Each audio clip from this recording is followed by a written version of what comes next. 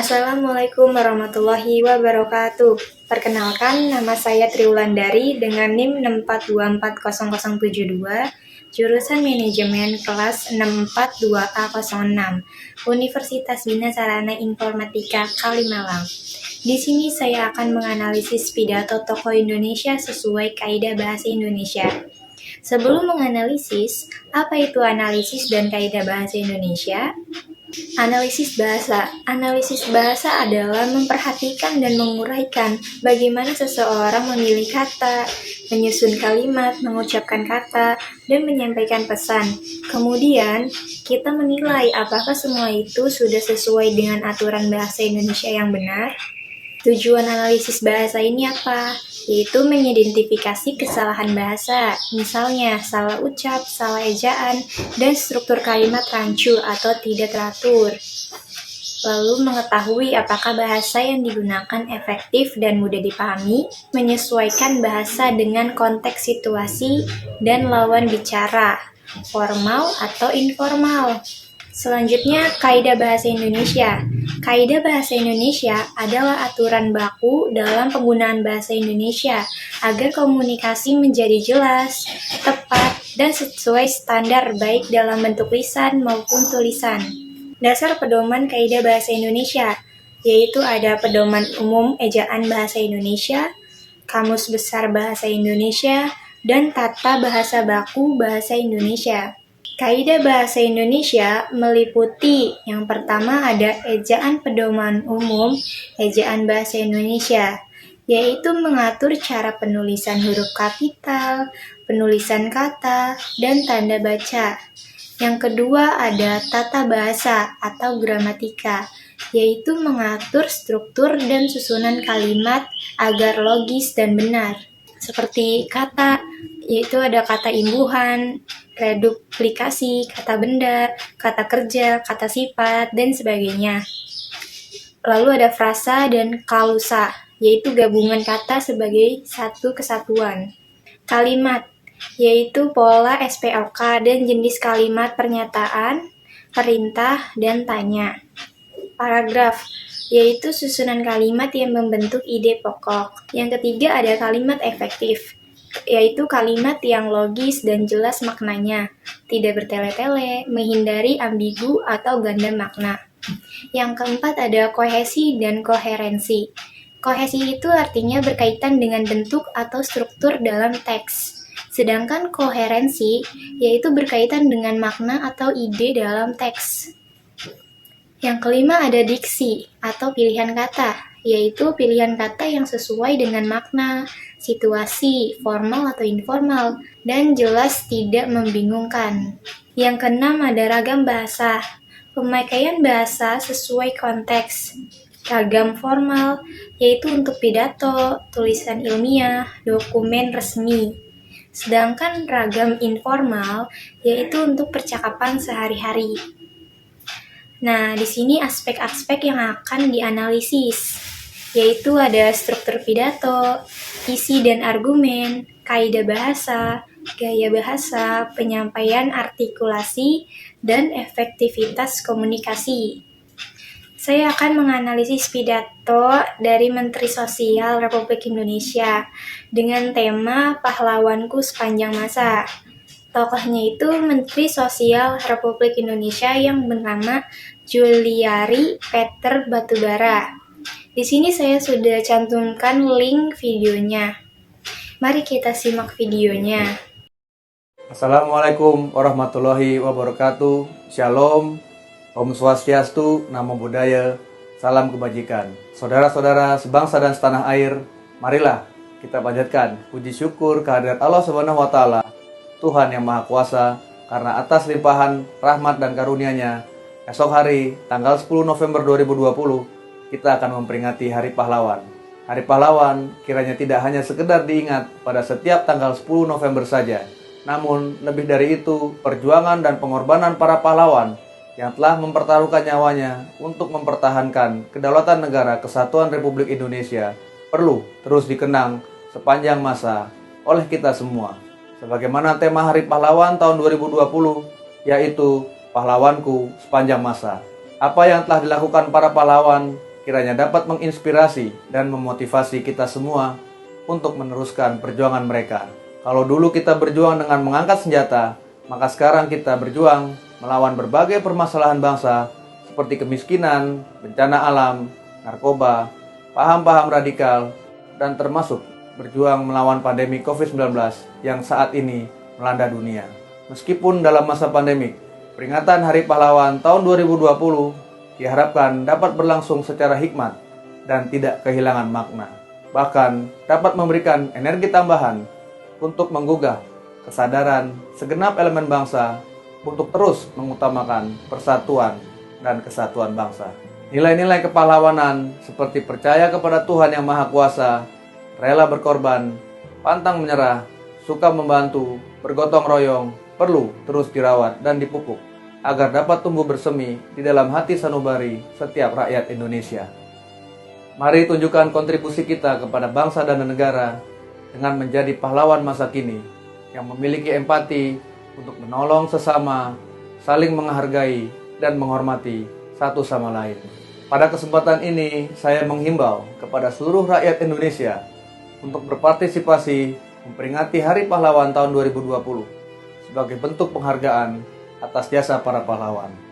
Sebagaimana ungkapan salah seorang founding fathers kita, Bung Karno, yang menyatakan bahwa hanya bangsa yang menghargai jasa pahlawannya dapat menjadi bangsa yang besar.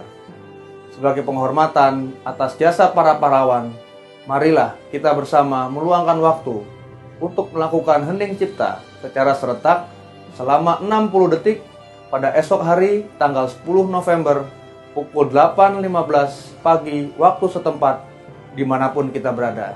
Seraya berdoa semoga segala amal ibadah para pahlawan mendapat balasan yang berlipat ganda dari Allah SWT, Tuhan Yang Maha Kuasa. Selamat Hari Pahlawan tahun 2020. Semoga Allah SWT, Tuhan Yang Maha Kuasa, senantiasa memberikan bimbingan dan kekuatannya kepada bangsa Indonesia. Sekian, terima kasih. Wassalamualaikum warahmatullahi wabarakatuh. Shalom. Om Santi Santi Santi Om. Namo Buddhaya. Salam kebajikan. Dari video pidato tersebut, mari kita analisis. Yang pertama, struktur pidato. Struktur pidato mencangkup pendahuluan, isi, dan penutup. Pendahuluannya terdapat salam pembuka dan pengantar makna Hari Pahlawan. Isinya penjelasan semangat para pahlawan, tantangan bangsa hari ini, dan pentingnya solidaritas sosial. Penutupnya, ajakan kepada masyarakat untuk menjaga nilai-nilai perjuangan dan berkontribusi sesuai kemampuan.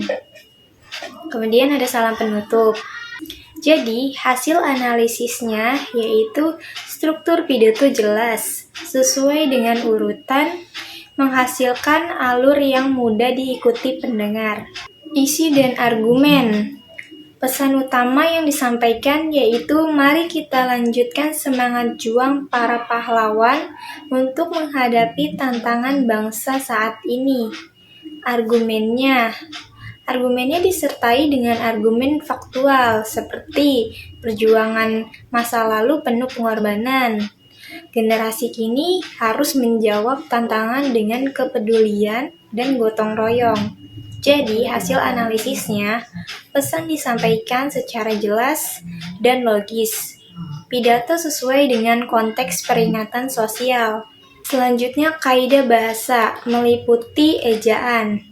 Penulisan kata dan pengucapan kata sudah sesuai dengan kaidah pedoman umum ejaan bahasa Indonesia, yaitu penggunaan huruf kapital. Sobat sosial, Hari Pahlawan sudah benar. Kata depan dipisah, pada Hari Pahlawan, bukan pada Hari Pahlawan. Tata bahasa atau gramatika. Struktur kalimat yang disampaikan baku dan teratur, sesuai SPOK. Tidak ditemukan kata yang janggal atau tidak lazim. Kalimat efektif. Kalimat yang disampaikan singkat, langsung ke inti tanpa frasa mubazir atau kata yang tidak perlu dalam kalimatnya, yaitu Pahlawan adalah mereka yang rela berkorban demi bangsa. Hasil analisisnya yaitu pidato sepenuhnya mengikuti kaidah bahasa Indonesia yang baik dan benar. Gaya bahasa atau majas meliputi penggunaan majas. Di video tersebut terdapat 2 majas, yaitu majas metafora, artinya perbandingan langsung tanpa kata penghubung, yaitu pahlawan adalah pelita yang tidak pernah padam. Yang kedua, majas repetisi, artinya pengulangan kata atau frasa, yaitu semangat juang yang tidak lekang oleh waktu. Diksi atau pilihan kata, kata-kata yang digunakan bersifat formal, seperti mengenang, semangat pantang menyerah, sinergi, dan generasi. Nada bahasa yang digunakan formal atau resmi sesuai konteks peringatan sosial, yaitu kalimat baku dan lengkap, menghindari singkatan yang berbahasa gaul, nada serius, objektif, dan sopan. Retoris, berbicara dengan tujuan untuk meyakinkan atau mempengaruhi audiens. Terdapat kalimat ajakan seperti, mari kita teruskan perjuangan mereka. Jadi, hasil analisisnya, gaya bahasa yang digunakan retoris dan formal sesuai tujuan dan audiens. Lalu ada penyampaian artikulasi, yaitu intonasi naik di bagian ajakan, memberikan suasana semangat. Intonasi turun di bagian penghormatan, memberikan suasana yang penuh kehormatan. Volume suaranya itu cukup jelas dan tidak berlebihan. Ekspresi wajah, serius dan penuh rasa hormat saat menyebut jasa pahlawan.